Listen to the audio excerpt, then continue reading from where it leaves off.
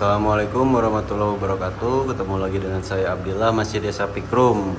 Nah, ini saya udah beres make up cairan nikel ya. Ini tinggal nunggu 2 atau 3 hari lah untuk tahap agitasi dan sirkulasi gitu. 2-3 hari baru nanti bisa kita mulai tes gitu. Begitu juga cairan krum. Cairan krum juga udah kita bikin. Ini belum diaduk karena dibiarin semalam dulu, nanti besok pagi diaduk. Nggak ada adukannya, beli dulu besok pakai pipa lah.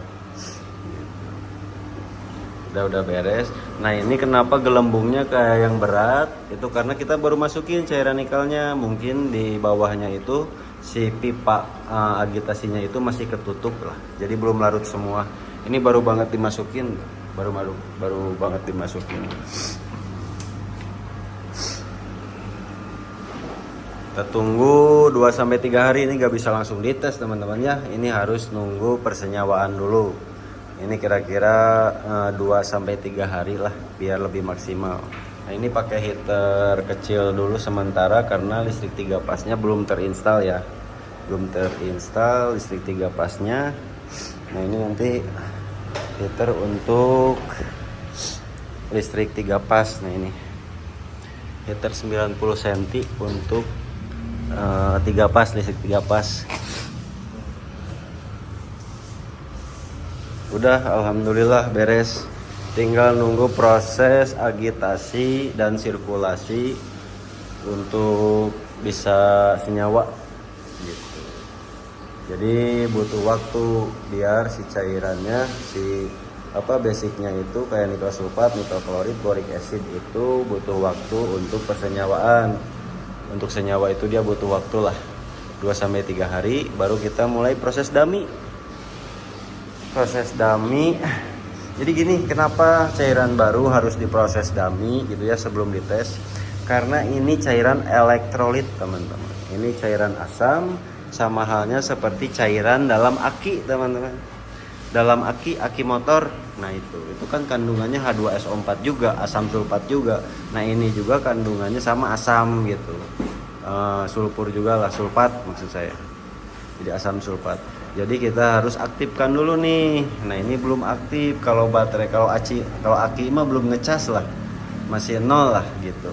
Makanya kita harus dummy dulu, harus dicas dulu sebelum kita proses pengetesan untuk bahan yang sebenarnya gitu ya, penjelasan saya seperti itu.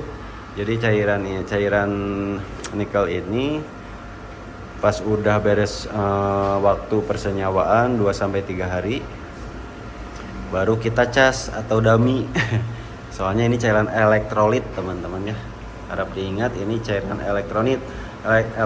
Kenapa misalnya cairan baru itu hasil pengetesan pertama itu enggak selalu bagus, karena pertama ini cairan elektrolit perlu dicas dulu. Perlu didami dulu. Kedua, masih mengandung kontaminasi dari airnya itu sendiri ataupun dari bahannya itu sendiri gitu. Memang kontaminasi, makanya harus didami dulu. Yang ketiga, nanti kita setting basic untuk brake thinner gitu ya, seperti brake thinner maintenance atau MN, brake thinner MU atau makeup carrier, sama anti pitting atau wetting agent gitu.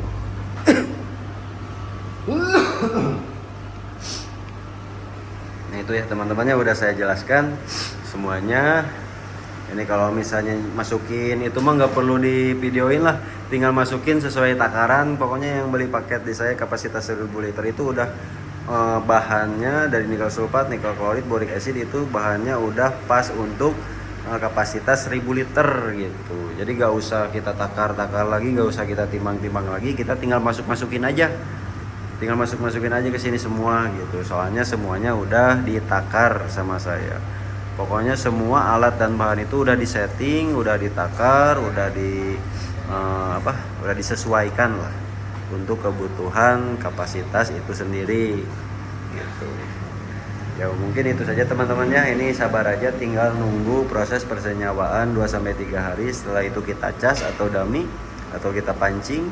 Nah setelah itu baru kita proses utamanya bahan besi dulu. Untuk awal bahan besi dulu 2-3 kali proses bahan besi.